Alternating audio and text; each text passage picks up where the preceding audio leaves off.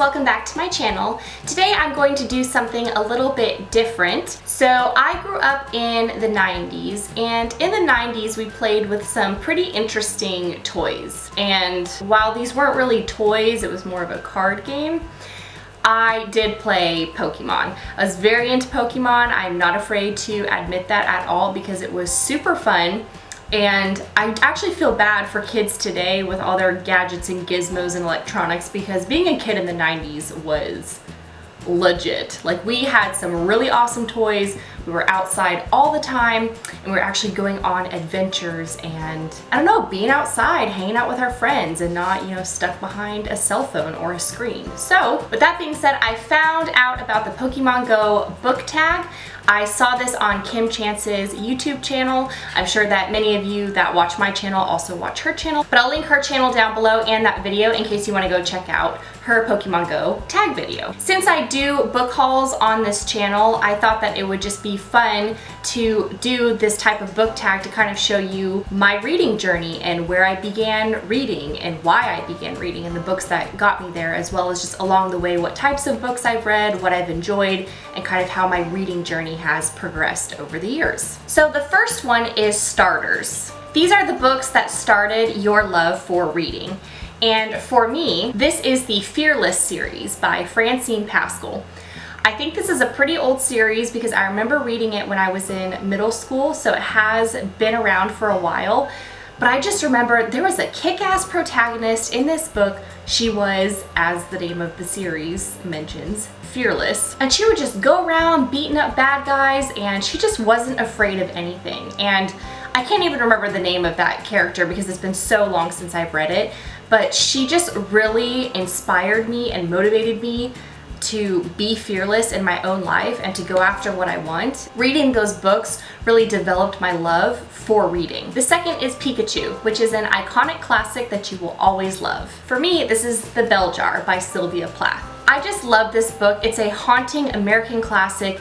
If you guys have not read this book, I highly recommend that you pick it up. I don't really want to tell you what it's about because I don't want to spoil anything, and I just really recommend, if you have not read The Bell Jar by Sylvia Plath, to go pick it up immediately and read it. Number 3 is Zubat, which is a book that you lost interest in because it's literally everywhere. I hate to do this because I was so looking forward to reading this book and I recently just finished it, but it's My Lady Jane. And this has 3 authors, Cynthia Hand, Brody Ashton, and Jody Meadows. I started reading this and it was like the first 60 pages in. I was like, this is hilarious, this is so funny, I love this book, this is gonna be so great.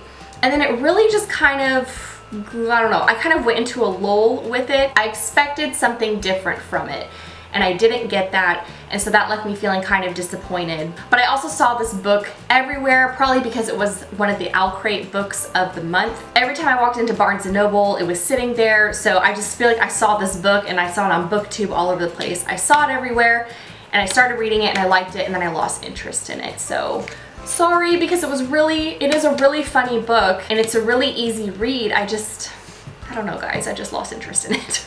Number 4 is Ditto, a book that reminds you of other books, but you still love anyways. For me, this is the Gossip Girl series, and you can see I have all of them. I still have them when I picked them up in middle school. So these books, they just remind me a lot of other books. They're contemporary novels, they're based in Upper Manhattan, so you have a bunch of rich young kids going to school, partying, relationships, all that kind of stuff. I still love these books, and I actually love the TV series that came out on the CW a little while back. Just upper class kids doing, rich kid things, so. Number 5 is Snorlax, a book or series you have not started because of its sheer size. A Court of Thorns and Roses and A Court of Mist and Fury. I have wanted to read these so badly, but I am so intimidated by the size of these books. I know this one is like 415 pages, and this is a whopping 600 pages, guys. Like, that's a huge book, and everyone's raving about it. Everyone says both of these books are amazing, and so I really do want to read them, and I will, but they're just so gigantic, and I really kind of need to pump myself up and work myself up to actually start reading them because it will be a long journey. Number 6 is Gengar, a book that kept you up all night. I don't think anyone is going to know this book because it's an older book, like it really is an older book, and I don't think many people have read it, but it's Look for Me by Moonlight by Mary Downing Hahn. But I remember when I first read this book, it's just got all the feels. There's a vampire, but you don't know that he's a vampire. And it's about this woman, and she goes and stays in a hotel, and she meets this guy, and there's all this romance and intrigue and mystery, and it would keep me up at night. Like, I would put it down, and I'd turn my lamp off, and I'd get ready to go to sleep, and I'd lay there for 10 minutes and just look up at the ceiling like, no, I have to keep reading that book. I'd repeat that cycle so many times. I'd put it down, and then I'd pick it back up, put it down, pick it back up, to the point where I would stay up until 3 or 4 o'clock in the morning reading chapters until I was so tired and felt like my eyes were going to fall out of my skull. That's when I finally put it down and went to bed. Number 7 is Nido King and Queen. I think I'm saying that right. And this is your bookish OTP. And for those that don't know, I actually had to look this up, but OTP means one true pairing. And I might get a little bit of hate for this, but Tris and Four from Divergent. I don't know what it is about them. I don't know if the movie kind of helped more with that, but I just love Tris and Four so much. I think that they are so good together. I loved reading about their relationship, and I also loved watching it on screen. I think they picked wonderful actors and actresses for that movie. So I just really, they're like a one true pairing for me. I just love them. Number 8 is Rapidash, a fire-hot, fast-paced read. Damned by Chuck Palahniuk. This is really just a brilliant satire about adolescence, hell, and the devil. And I read this so fast, I thought it was hilarious. I like reading satire sometimes, and obviously I love anything by this author. So this was just a really quick read for me. I would highly recommend this book and pretty much any of his other books, especially Invisible Monsters. Number 9 is Evie, a series you will never get tired of seeing spin-offs for. Harry Potter. I love everything Harry Potter. I love this world, and you could do a million spin-offs, and I would buy the books, I would read them, I would see the movies. I just love Harry Potter. I think there are a lot of you out there who would agree with me on this. Number 10 is Harp, a book or series that was surprisingly awesome. November 9th by Colleen Hoover. I don't read very many contemporary novels, and I will say that this one definitely got me back into the whole contemporary genre.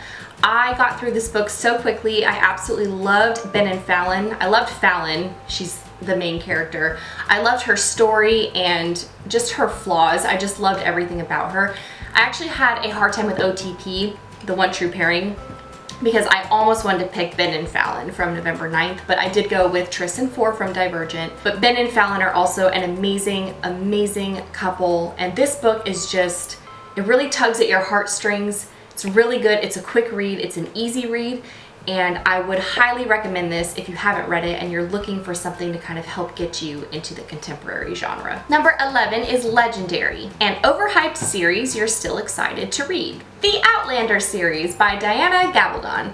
I started reading this book, Outlander, on my Kindle, and I didn't finish it. I think I got distracted with something else, but I just see this series now that it's a Starz original series. I hear about it all the time. I see it on BookTube all over the place. So even though it is overhyped, I am still very excited to read this series. Number 12 is Mew and Mewtwo, a collector's edition you wish you owned. And that would be this collector's edition of The Great Gatsby by F. Scott Fitzgerald. The Great Gatsby is another one of my favorite classics. I love that book. I also love the movie that came out that Leo DiCaprio starred in. I love that whole era, that whole setting and that time. So I just think that this collector's edition is beautiful and I really want it, but it's like $100. So maybe if I sell more books, I'll be able to buy you. Number 13 is Poke Egg, a debut novel you're very excited for. And for me, this is my beta reader and critique partner's novel, The Elysian Prophecy by Vivian Reese. I I've already read some of the chapters of this book. I am loving it so far. I'm just so excited for Vivian's debut novel to come out. I will link Vivian's channel down below. On her channel you can find all of the links to her Goodreads page and all of that, so you can go add the Elysian Prophecy to your TBR list on Goodreads. Number 14, Lore Module. This is an auto by author. I feel like this one's kind of a given, but Sarah J. Maas, she is an auto by author.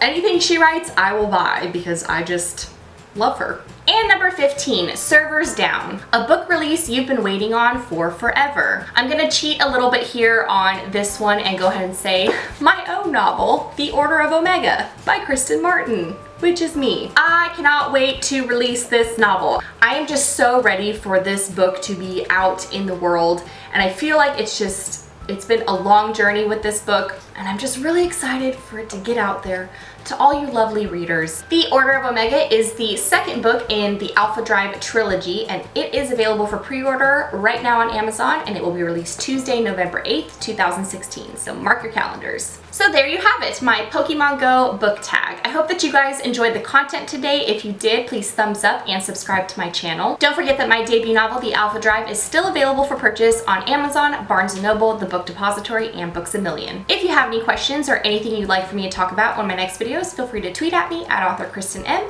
or you can leave a comment down below. You can also post a comment or ask a question anonymously on my Ask Me Anything page on Tumblr. Again, I will leave all the links down below. Don't forget to subscribe to my channel to win bookish goodies every month. I post new videos on Tuesdays. I will see you guys next time. Bye!